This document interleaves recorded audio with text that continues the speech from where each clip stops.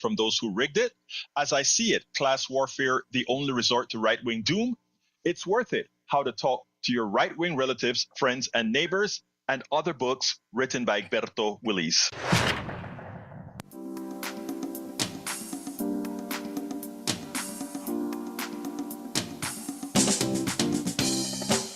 Welcome to Politics Done Right. My name is Egberto Willis, your host. Good morning, Houston. Good morning, Harris County. Good morning to the great state of Texas. Good morning to the entire United States. Good morning to the world. Listening to us through the magic of el internet created by whom again? We the people. We the people did it, folks. So we the people must control it. We must take control back from our country, or rather, take control back of our country. Anyway, without further ado, we only have one genius in the studio today, and that is the one and only Howard Reynolds, who earlier brought you that smooth jazz as he used to do many years, or for many years. Hey, Howard, how you doing, my dear brother? Good morning there, Egberto. It's smooth jazz on KPFT, and we love it. You heard that guy? Yeah. Hey, he was putting his sexy voice on, man. His sexy voice, like, hey, come take a look at me, man. All right, how you doing, brother? That was Mind Games from Boney James on KPFT's Smooth Jazz Hour. I'm doing pretty good, just kind of having a little fun this morning with the radio.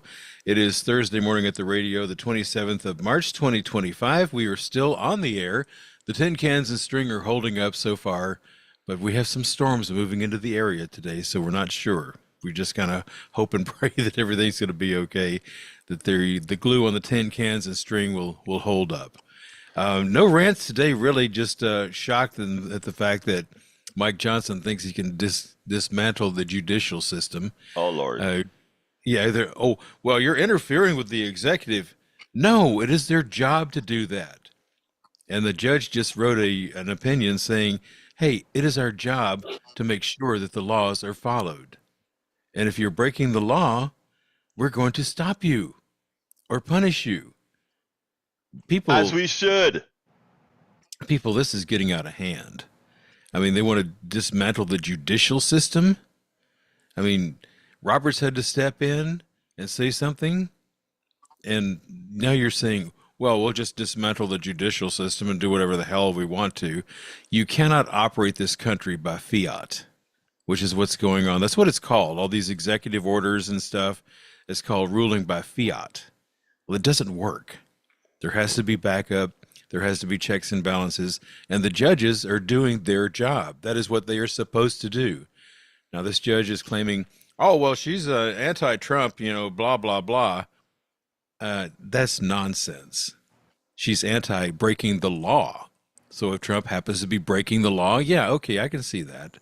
But no, the judges are doing their jobs. They are protecting your rights. Brian, what if one day these guys grabbed you off of the street and said, okay, well, you're a gang member from wherever. We're going to throw you out of the country. And the judicial system is dismantled. Well, you're going to be going out of the country, bro. They're protecting your rights. Do not criticize them. And that is my rant for today. That is my impromptu rant here. I love your impromptu rant. Well, I love all your rants, and I love your rants, and I miss brother Van Bibber's rant. But Van Bibber will be back with us as soon as he can. But folks, we love. If you're listening, Jack. You're probably sleeping, but let's say if you're listening, we love you, brother. Hurry and get that stuff out of your system and get the hell back with us because we miss you. Anyway, I finally got a little slide on our Substack network. The way the phone system work on Substack, a lot of people join in and you miss whatever. But Gayla Cune says, good morning. And she says, new moon eclipse this morning and she's from Evans, Georgia. Of course, today is Thursday, Neil Aquino's day. Neil Aquino, we don't have the best connection today, but we will make sure that Neil's message gets over to you the best we can. So before we get started, buenos dias, my dear brother Neil. How you doing today, sir? Oh, good, good, good. I'm doing good. Good morning, local, national, global audience through all the forums, on the air, streaming, everywhere you're at. And it's another great day ahead in Houston, Texas. Well, look, great to have you here, man. There's a lot to talk about, and I think we just get started. I'm going to throw it to you for you to give me one of the many items you want to talk about today. Great. We had a bunch of things we discussed. The I wanted to highlight on my blog, HoustonDemocracyProject.com, HoustonDemocracyProject.com. Just really briefly, Chuck Schumer. Well, we try to keep it local. Chuck Schumer said on one of the Sunday shows that Americans will, quote, rise if President Trump defies force that challenges policies. He was on Meet the Press. He said, if the public is so angry and take action, it will trigger a mass movement from one end of the country to the other. So I just wanted people to know he said that. And Well, that will segue into the April 5th protest. But I want people to know when you're out there in the street and your local Democratic official is not there with them, call your council person, call your county commissioner, call everyone. And look, Chuck Schumer should be back out on the street with us. He sanctioned these arguments. He sanctioned these mass actions. Call these cops off. Your head guy told us that we could have this mass movement. exactly. And Oh, go ahead. I'm I sorry. collect on the street.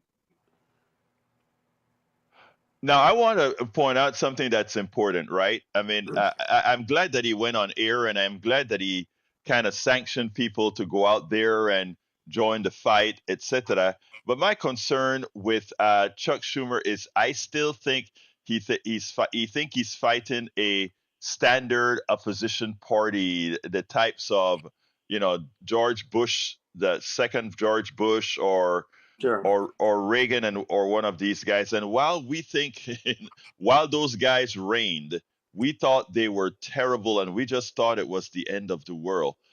Donald Trump has shown to be Right. nth degree, or rather exponentially worse. And the fight for, and not only democracy and all of that, but the fight for your social programs, the fight for your dignity, the fight for all these things are fights that this guy is bringing on all at once. That requires a Right. South Korean type response. I can't, that we have a country on the other side of the planet who responded the way one would expect Americans to respond to tyranny. We have to further grow up because South Korea did it. They got a president that was very Trump-like, and they reacted immediately, and they ensured that he couldn't continue to do the things that you see Donald Trump doing right now. Your thoughts, Neil? Right. I agree with that, and I saw in South Korea that I'm not entirely up. There was a decision actually on doing something that the assembly had done. But closely divided thing there, and it's still regardless. April 5th, April 5th, April 5th, and maybe you've heard about April 5th at noon at Houston City Hall, and there will be other events, but there's protest events. Oh wow, you're breaking up a And lot, Neil. You're breaking up okay, a whole lot. Let's do this. Let's go ahead and let's see if re-signing in again will do any help there. And while you do that, I'll go ahead and let folks know that about the program today. Neil is going to discuss quite a few issues, specifically the first one for his blog titled Houstonians Start City Council Discussion on HPD Cooperation with ICE. It's one of the article at his blog, Houston Democracy Project .com, Houston Democracy Project.com, where he discusses all these blogs that we're going to be talking about today. Welcome back, Neil. Let's see if I can hear you any better. How are we doing here? Reset. All right.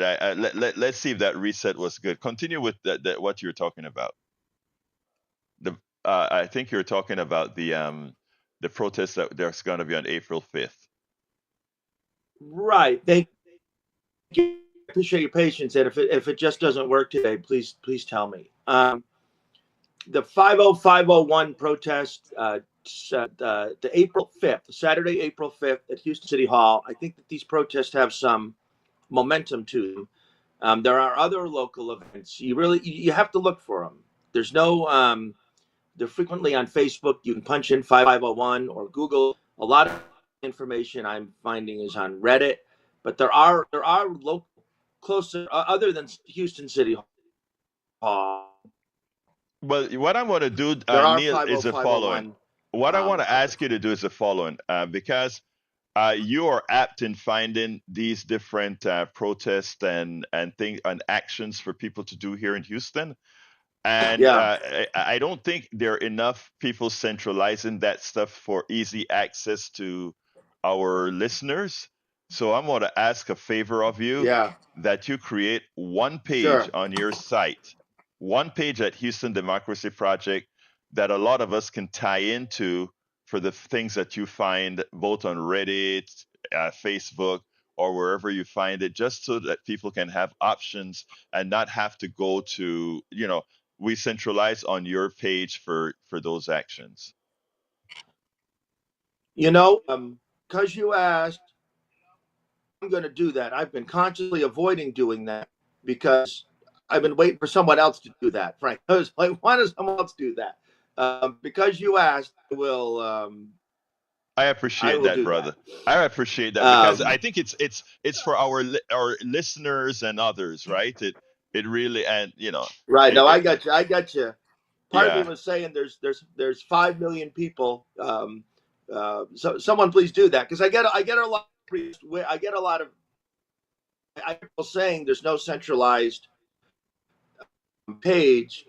But maybe I'll be one who does that. Well, yeah, it's You interesting and I were because talking this yeah, morning about go ahead. I'm sorry. um, that's okay, and you and I were speaking this morning before we came on there. Um, I'm on TikTok.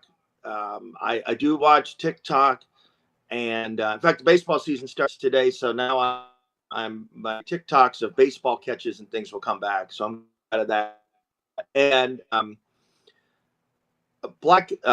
lot of black TikTok content creators putting out memes, putting out ideas, telling people not to participate. I won't sing the song that comes with it, but there's a lot of memes out there basically saying black women were 92% for Harris, black men were 80% for Harris. We're resting. We've done that. We told you. Um, I feel it's an organic group. You and I were discussing it. You have your impressions. I feel it's an organic group. Sometimes when it's a larger creator, I wonder what some of them are. Any larger creator about anything. But one thing I'm seeing consistent is so Trump had made an order um, no longer prohibiting segregation in federal contracts. So federal civil rights law remains, but segregation, and so that's been run with. And I'm seeing black content creators on TikTok celebrating the return of segregation, saying we don't care, we barely wanted you with us to begin with. Um, we're tired of you. We'll be fine. Um, but at the same time, it's suggesting now we're going to be able to have our own restaurants, our own businesses, and all of that.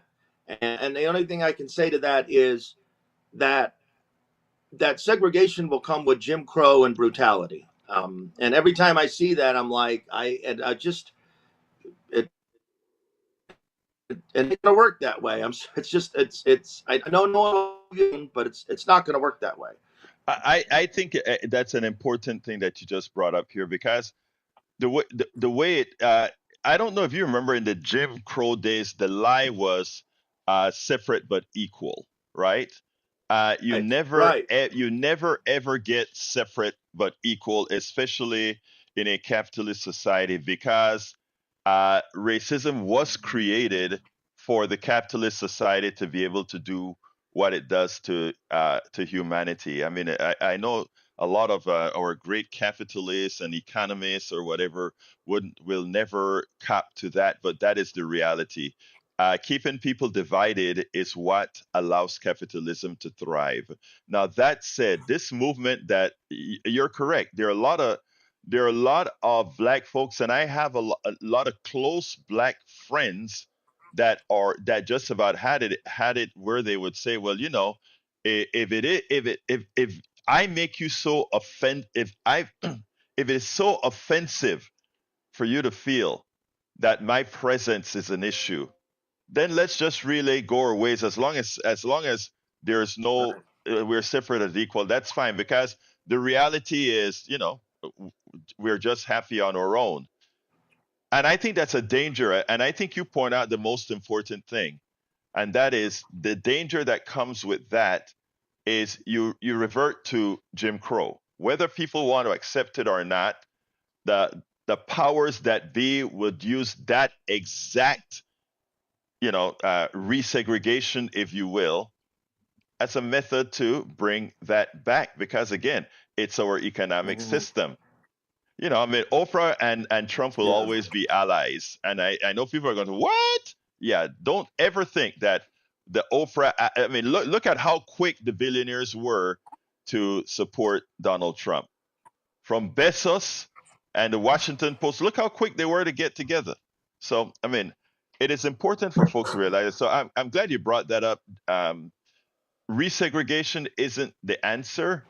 The answer is to do exactly what we're doing, fighting for equality. And whenever you have selective segregation, you make yourself a target.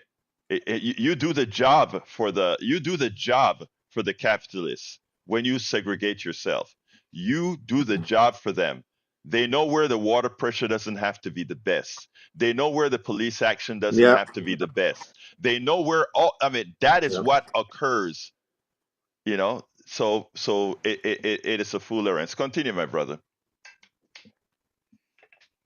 Right. Yeah. It's felt to me like stages of grief, almost kind of.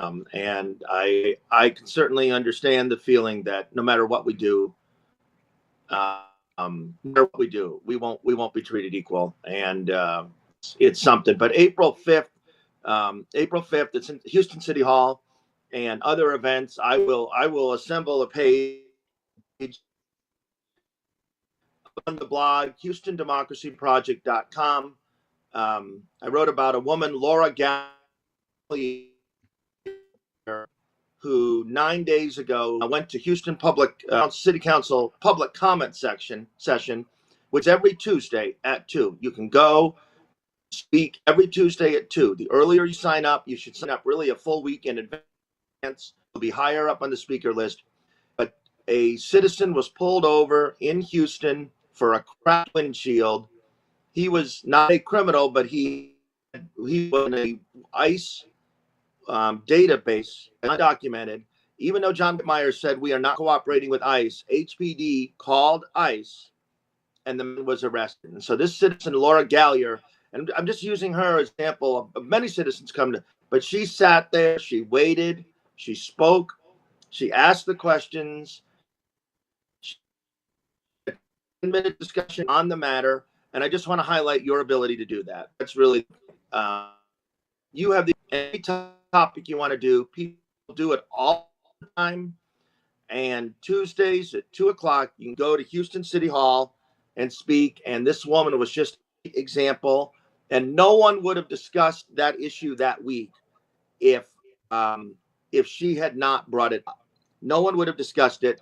And Whitmire had promised that ICE would not be working with the city. And he didn't address the issue. Once the citizen brought it up, he mumbled. I mumbled and all that. But you have that capacity. That's all I want to say. You have that capacity to go sign up, bring up an issue, and you should do it. HoustonTex.gov. HoustonTex. HoustonTech.gov is city council. That's where you And I sign just up, wanted to right? highlight that the one HoustonText.gov action. is where you sign up. HoustonTexas.gov will take you to a list of city council people. You can you can see where to sign up. The agenda of council is posted about 3 or 4 days before the session. The list of council committees, maps of council districts, it's all there.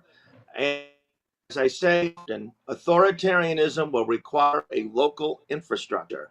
There are 6 Republicans on council. They are not nearly held accountable enough for supporting what we're seeing. If you remember Sheila Jackson Reed, Lander mayor, they were holding her accountable for anyone who'd ever sent defund the police ever. She had not sent it. But so here we have six Republican city council members helping bring fascism in, and we treat it like it's just business as normal. And you can call them.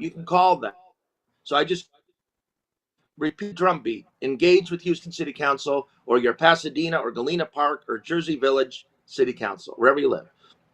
Thank you, my brother. All right, we got our first call, and folks, the telephone number is 713-526-5738. Again, that number is 713-526-5738. We're taking calls now. Come on in, Augie. Hey, good morning. I was calling originally about Brian yesterday, where he called all those acts against the Tesla showrooms terrorism. But guess what Musk called it? He called it vandalism. He didn't call it terrorism. He called it a specific kind of vandalism. He called it a trans vandalism because he has a trans child that he doesn't like. And then the other child, well, that he used at the White House, the mother said Musk has only seen that child like 3 times in the last 10 years. He uses his children as props. And another thing, I think there was a rally last Sunday. I don't know if many people knew about it. The postal workers had a rally around the country. Yeah. And it was only like about a 30-second bite on the local news about it. And if so, you didn't see it, you probably didn't know about it. But there's been a rally already. The postal workers, because Trump and the Republicans are trying to do away with the postal workers. And they got the joy in there to try and privatize it. And I know a couple of postal workers talking about how bad management is in the postal service. And Trump is just trying to end it for the rural communities where they don't get delivery. They have to go to the post office, however far away that is, to get their mail, and make it harder for people to get their mail. And Augie, I want to point out, because you bring up, I've written several articles on the postal service and how efficient it is, and even the big companies use them for the last mile, and that if something happens with the post office, the people that are going to suffer the most are people in the rural areas. You nailed it. Now, I think even my program has failed. Is I need to take something up from what Rachel Maddow is doing. The media is selectively not showing a whole lot of the protests that are going on around the country, and there are a lot of them, many of them. And whereas if it were Tea Party type protests, they would make it seem like it's a big thing. I remember back in 2011 or so, 2010, 2011, if you get 20 or 30 people on the mall in Washington D.C., the cameras would do a close-up shot to make you believe it was a large protest when it was just a few people out there. But when it comes to the postal worker protest was large. The one that they had in Washington D.C. was large, several thousand people out there, and it got a tiny bit of coverage on national TV. I got called out by one of our listeners on my 3 o'clock show yesterday, and she told me point blank. She said, "You need to go out there and start." Uh, put in those protests in your feed, put those protests on air, because that needs to be covered.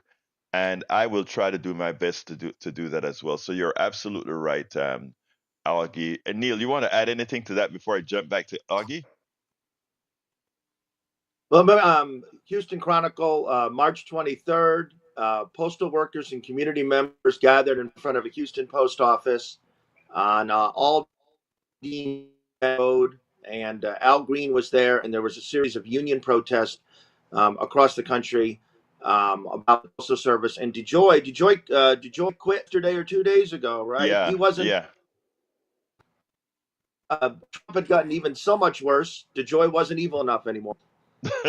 It's amazing. Anyhow, folks, I want to point out that what's the name of the not councilman but Commissioner Ellis is supporting and this I'm coming back to you, Augie, but I just need to get this out there. Commissioner Ellis is supporting a large increase in minimum wage for all county workers and all contractors with the county of over $20 an hour. And there's going to be a press conference sometime today. I was supposed to head into downtown for that press conference, but I won't be able to because something else came up. But uh, uh, there will be a vote in in the commissioner's court today, and it would be a good thing if all of you go out and make sure that the commissioner's court vote to increase that minimum wage. I think it's going to be $21 and something for contractors. Go out there and support. Go ahead. $20 for county employees, $20 for county employees, and $21.65 for contracted workers. Right, and there will be a press conference. What time is the press conference? I think at 11 or so. Uh, that they're going to be having sometime today. You're on an invite list. I'm not. Right. Okay. There's going to be a press conference today. But folks, the vote occurs sometime today in the commissioner's court, and you know that thing can go all day. But call your commissioner and let them know that you want them to support that minimum wage increase, a living wage. I want to give a salute to Catherine. I'm coming back to you, Augie. I want to give a salute to Catherine Hill in Substack. She says, "Shout out to Congressman Himes from Connecticut." Thank you for that, sister. And welcome to all of you on Substack. I also want to give a big welcome to Lee the Bearcat, who's complaining about Lee's about your connection. But look, we need to have our brother here. So, I ask you to kindly bear with the little nicks and knacks with the connection from Brother Neil Aquino, because Neil is giving us some substantive info here. Joanne from Los Angeles, thank you so kindly for being here. Eric Hayes from Kingwood, Atascocita, thank you for being here, as well as A Golf Twitler. This guy has a name that anytime I see that name, it's like A Golf. Think A Golf Twitler. You know what that is?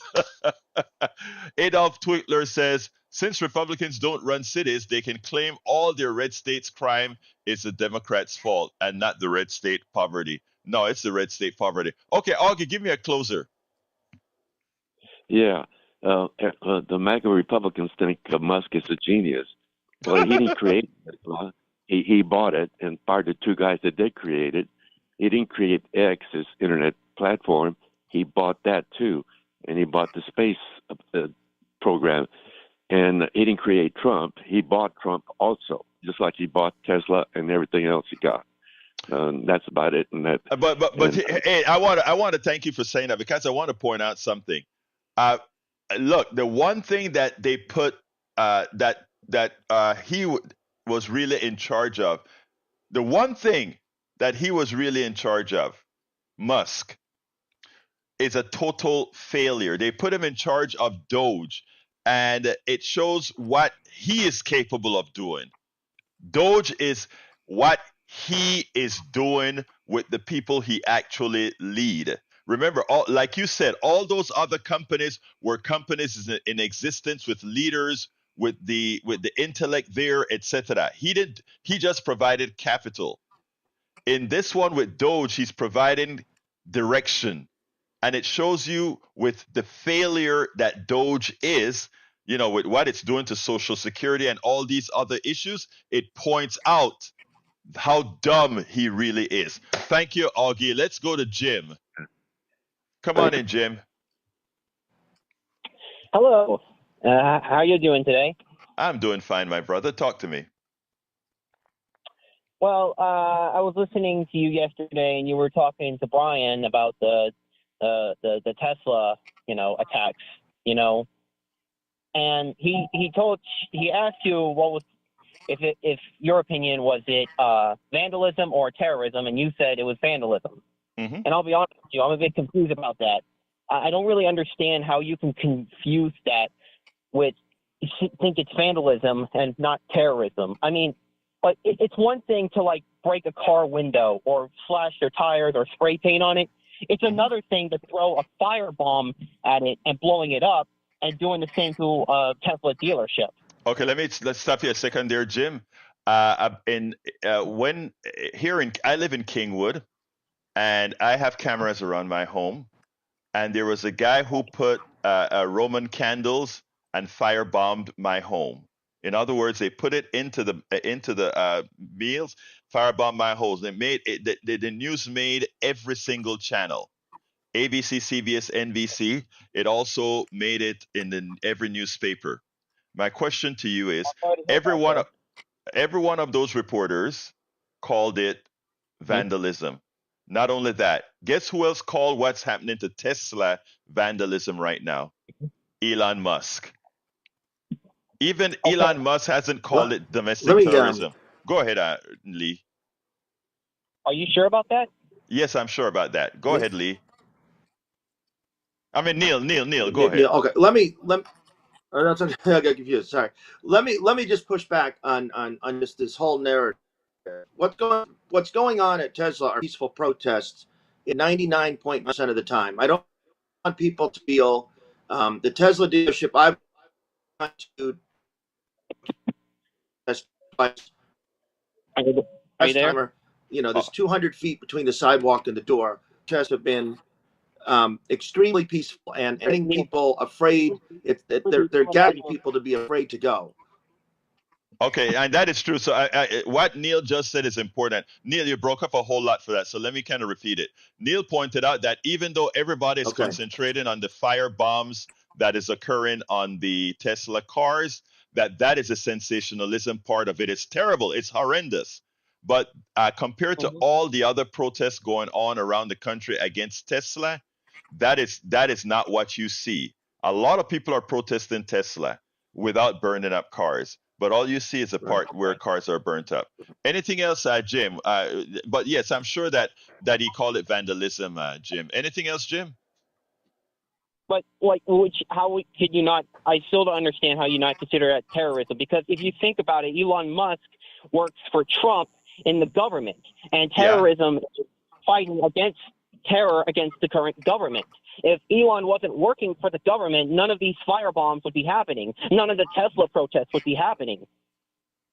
Exactly. But again, wait. Or Again, clean energy it's and all that other stuff. They Jim. wanted clean car and energy, and Tesla did that, and they loved Okay, it. But Jim. now Jim, let me ask you a Elon is question. Jim. I on I think it is clear that you know? it is vandalism. I think it is absolutely clear that it's vandalism. Now, when it comes to calling it But that domestic, doesn't sound like vandalism. Jim, Jim, one at a time, Jim, please, one at a Sorry. time. All right, Jim, it's absolutely clear it's vandalism. Now, let's see, does that vandalism take the other step to domestic terrorism? You believe it is. I believe it is not. Elon Musk believe it is not. Okay? So, what I'm saying is, uh, when you saw January 6th, did you feel immediately that was domestic terrorism? Not really. No. There you go. So that is, I mean, that Oh was boy. a group that actively went to Capitol Hill, the center of our government, broke into it to And try they to let them. get the sir. Sir, you can go on any television network and watch them take different tools to break into the Capitol. You saw that with your own eyes, right? Yes or no? Did you see these guys breaking into the Capitol? Did you see them breaking doors? Did you see them fighting police officers as they try to keep them out? I did Did you not see see that? any of that. I saw people being let Well, into the Capitol. But okay. Let me ask you. Okay, Jim. America is listening to you right now. All over the country right now is listening to you. And I really, I'm guys, I'm coming to all the callers. It's completely filled up. But this is a point that I need to get to with Jim. All right, I want to start with you, Jim, because your way of thinking is very important right now for America to see. All right. Number one, you believe that those people who are vandalizing Tesla cars are domestic terrorists, correct? Well, they're using violent means All I'm like, asking you, sir, Jim, I'm asking you for I want Jim. I'm trying to get clarity for our listeners here. This is important. So I ask you to do me the favor and answer as I'm asking. Here we go. You believe it's domestic terrorism to what they're doing. The few cars that got burnt up, the few Teslas that got burnt up. You believe that's domestic terrorism, correct? Yes, and also now you also believe that it's domestic terrorism because Elon Musk works for Trump, who is our head of state, correct? And yes, and terrorism is when you're trying to change laws by violent force, correct? It sums it up, yeah. Okay, And good. So, okay, no, that's fine. We accept that. So that's where you are. Now, on January 6th, we had many what we proved to be domestic terrorists, and over 500 of them were convicted. Way over 500 of them were convicted for what they did. You are not calling that domestic terrorism, and you claim that you did not see anybody break any windows to get into the Capitol. Is that correct? Yes or no? I did not see that, sir. I saw Okay, people stop. That's fine. You didn't see anybody break windows to get into the Capitol. You didn't see any spray painting of anything to get in on the Capitol floors, right? Correct. I did not see that. And you didn't see them beat. You didn't see them beating police officers. You didn't see those guys in Washington beating police officers. Correct. I don't believe any police officers were beaten at that time. Okay, and hold on a second. And you also did see the scene where police officers' necks were almost ripped off as they were trying to keep people out, and they closed the door on a police officer's neck. You didn't see that either, right? Is there a point to this? Because this all happened in the past. Sir, I'm making a point here. Did you see that, or didn't you see that?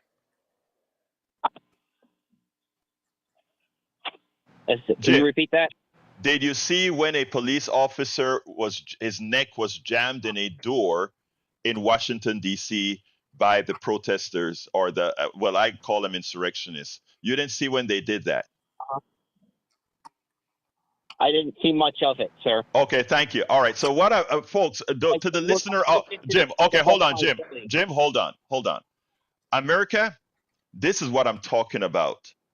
If you listen to Jim, most people that watch standard TV, most people that watch their media feed, etc., they were able to see these actions. I mean, it doesn't matter how you interpret these actions. They were able to see these actions. But we have a sect, a group of people out there that are so insulated from reality, from the news that actually occurred, that Jim, who's calling in now, Jim may be an honest guy. I don't know if Jim is fooling me with saying he never saw these things, but these things occurred. There are near 1,000 people that were convicted for beating on police officers because they have the evidence for all of this. And here we have Jim that says he didn't see any of that. He's willing to call the attacks, the few attacks on Tesla cars, domestic terrorism. But what occurred in Washington, D.C., with thousands of people doing these things, he knows nothing about. That's a danger for this country. That is something that needs mitigating. It is a severe danger. I don't know if Jim is. I have a tendency to believe Jim may be living what he sees in his world. And that's the problem. Jim, I got a lot of calls.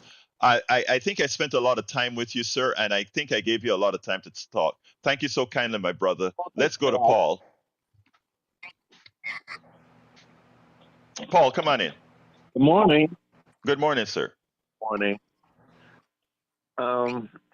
Augie, a couple of quick comments.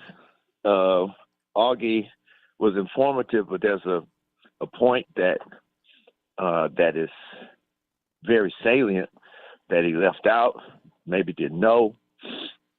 All the agencies, especially the post office, Trump went after it his last term. These people, I wish we could all just kind of read between the lines. I would think that most people would know, unless they're like living on another planet and haven't been watching. You know, the post office was typically a good place for black people, especially men and women coming out of the military in the 60s and 70s, to have a pretty good paying job with benefits and a launch pad to upward mobility and into the middle class. What we're seeing, or at least what I'm seeing, is, and what I'm reading, they're attacking all the agencies. Their first, shall we say, their first attacks primarily, government jobs that handle like benefits and so on and so forth, programs for poor people, for the most part. I mean, people that need government programs primarily, other than the rich that need the tax cut program, hint, hint. They need those agencies as guardrails to protect the disbursement of benefits for those programs. And I think there's a very important thing in the big picture that we're not noticing. It was in a Tom Hartman article a few days ago. The concept of algorithms running all the government agencies is called dark enlightenment. It's a very sinister concept. I hope all the listeners look that word up. It's in a Tom Hartman article a few days ago, dark enlightenment. It's very sick and sinister, in my opinion. And I think that they want us to get caught up in wordplay and the minutia of, the elementary terminology. And they want us to miss the big picture of what their end game really is. Okay, real quickly, because I'm running out of time. Tell me that dark enlightenment. Give me a one sentence of what dark enlightenment is. I hadn't seen Tom Hartman in that article, but I will look it up. I wrote it down. Please do, and encourage your audience to do so. It's like the story behind the story. We see the outcroppings of this philosophy. I tell you what, Paul. I really, all my lines are filled up, but I appreciate you telling me about dark enlightenment. Let's talk about it tomorrow. I'm going to look it up and get abreast of it. Okay, and thank you for bringing that to us. Hey. Thank you, brother. Let's run to Patrick, and I'm going to have to ask folks to be a little bit more timely. Sorry about that, but come on in, Patrick.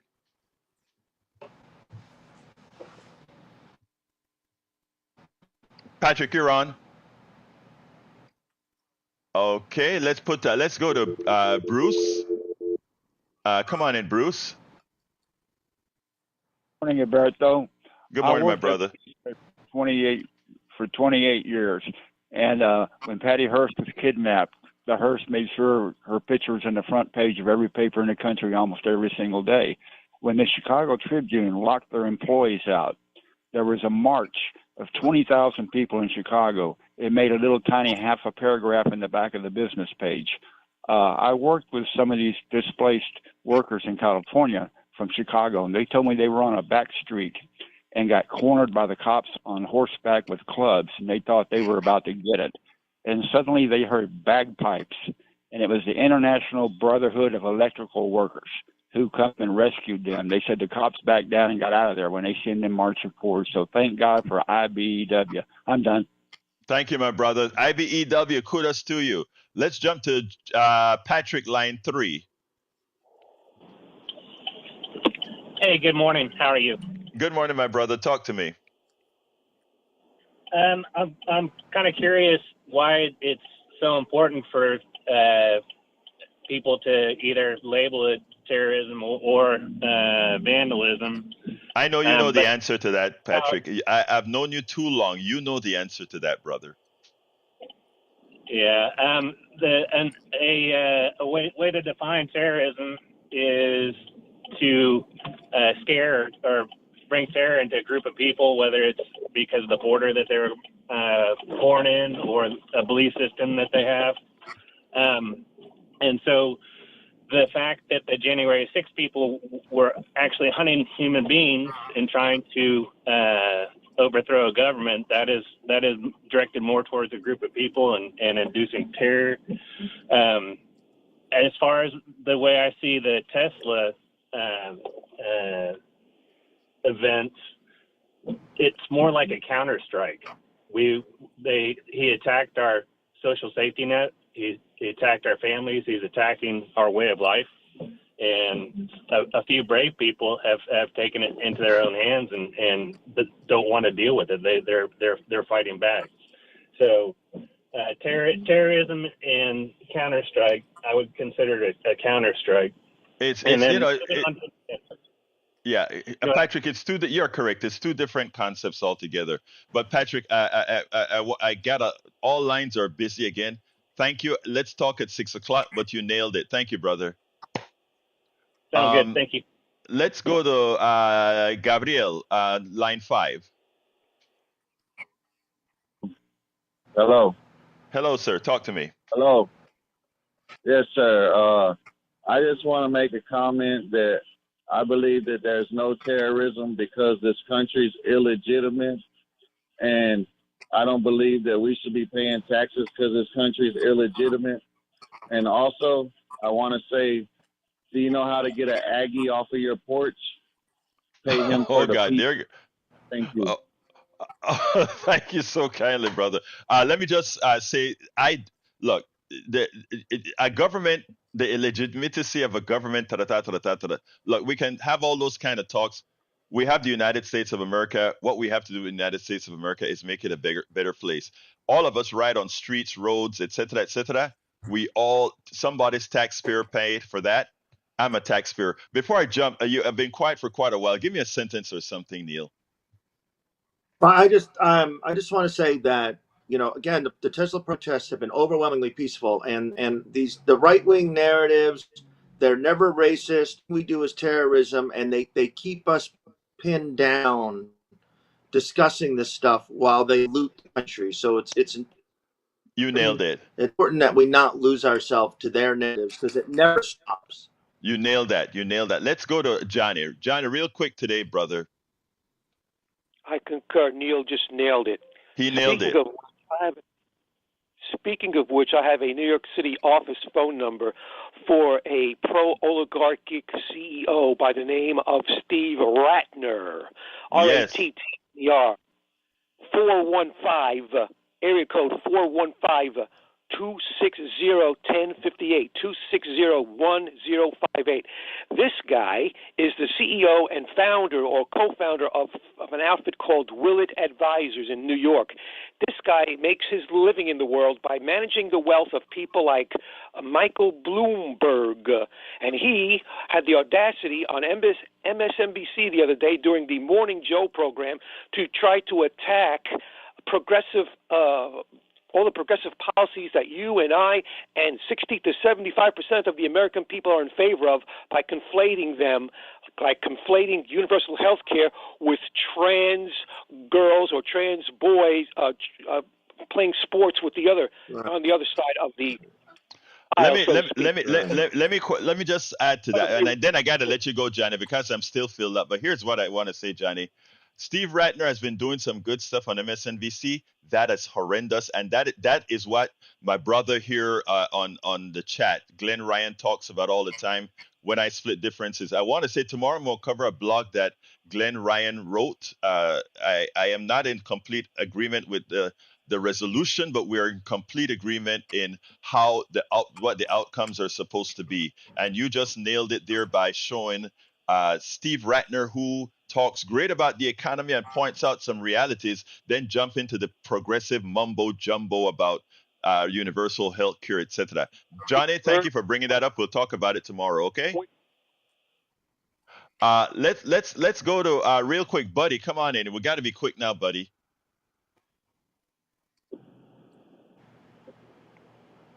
Buddy, you're on. Okay, 10, I think 9. that Buddy's having some issues with his phone because I can hear him, but he can't hear us. And then he says, "Okay, well, I can hear you now." So we're just gonna go ahead and put Buddy on drop here. And which one do you want to go to next? Let's go to Bard. All right, come on in, Bard. Yes, sir. Good morning. No matter what you say about Elon Musk, he did rescue the 2 astronauts from the space station that Joe Biden could not do for 9 months. Bard, are you ever going to come on my program and say something that is factually correct? I mean, I just want to know if do you get pleasure into misleading? Let me just tell you. First of all, like I've mentioned several times before, Musk did nothing. Okay? Musk had nothing to do with bringing the space people. And the second thing about this is that Boeing failed. Another private company failed, just like Musk's several failures on his platform. Again, SpaceX existed. SpaceX existed. I don't know what you're talking about. SpaceX existed before Elon Musk. I worked for NASA, where we created all what you see there in the 60s. Well, I didn't do any of that in the 60s. I worked on the space station. But let me just tell you this. All this stuff that people are giving kudos to Musk for is reinventing things reusing things that were built by hundreds of thousands of engineers for NASA over the decades. So dream on. Let's go to let's go to Eddie. Come on in, Eddie. Hey, good morning. Can y'all hear me? I'm having a little phone issue. Yes, sir. We can hear you, Eddie. So I'm just calling to push back a little bit. We say that most of these Tesla protests are peaceful, and that might be, but the bit that aren't peaceful, they're terrorizing folks. And I know people that aren't driving their Teslas because they're afraid they've got a target on their back. And guess what? Guess what? Let me just say something first. I want to be very frank with you here. And now I'm going to get out of my context of being a host, and I'm just going to speak as a Black Caribbean Latino dude. Do you know that the terrorism that it feels like going in certain places in this country? Do you know the terrorism that it feels like when we hear Donald Trump speak certain issues, when they weaponize DEI? That's terrorism. I'm going to tell you frankly. Wait, let me finish, my dear brother, Eddie, because sometimes I get, Eddie, please hold, Eddie. I made you speak and say your part. Now, I feel terrorized, and this is no joke. I feel terrorized when I see the head of the United States, the head of state, create a gym, and all these people that look at others as an issue. I feel terrorized the way immigrants are treated in this country. Now, a couple of Teslas being firebombed, my home being firebombed. I feel terror when I say that, and those things I'm calling vandalism. What occurred on January 6th was terrorism. What occurred with Tesla, as my brother Patrick pointed out specifically, is just that. Continue, sir. If we call that vandalism, and you call what happened on January 6th insurrectionism, why was nobody charged with insurrectionism for January 6th? You're absolutely right. And you know what, Eddie? I've got to give you that. You are so right on that, Eddie. And that is because the way this country works. No, Eddie, let me finish. You asked the question, let it be answered. the way this country works is exactly what you're alluding to. We don't go ahead and treat people equally. We don't treat things the way they should. Those people should have been charged with insurrection, but they weren't. You're correct. But I got to go, Eddie. Eddie, you made your point. You made your point, and you disagreed with me, and that's fine. Let's go to Brian. Good morning, everyone. How's everyone doing? We're doing fine, my brother. Talk to me. Okay, so the left wing is all up in arms over a 20-year-old computer expert, but yet you listen to a 16-year-old activist named Greta Thunberg on global climate change. Wait, who are you calling? Who's the first person that you call? I don't know who you call an expert. Who did you call? Or were you talking about Elon Musk? No, he's got a 20-year-old computer expert. Who's that? That's working for Doge. Who's that? I don't know the man's name. I'm sorry, I don't know the man's name. But you're comparing him to a 16-year-old expert. Well, the 20-year-old failed, Brian. The 20-year-old failed. He used AI to create failure. They're destroying Social Security, brother. No, sir. If you ever speak like that again, you'll never come on this show. You hear me? Continue. All right. Oh, we lost Brian there. Yeah, I mean, there's a certain level of respect. I give all my audience a respect. He better respect as well, my brother. Give me a closer, my brother, Howard. I've got nothing here. The vandalism against Tesla is this vandalism. It's not domestic terror, for heaven's sakes. Now, come on. Now, what was domestic terror was January the 6th, led by an insurrectionist named Trump. Absolutely. All right, give me a quick closer, my dear brother Neil Aquino. Right, Houston Democracy Project, democracyproject.com, and it's important that we just not get pinned down by their narratives. They try to have any conversation other than their false narrative, so we can't get pinned down by it.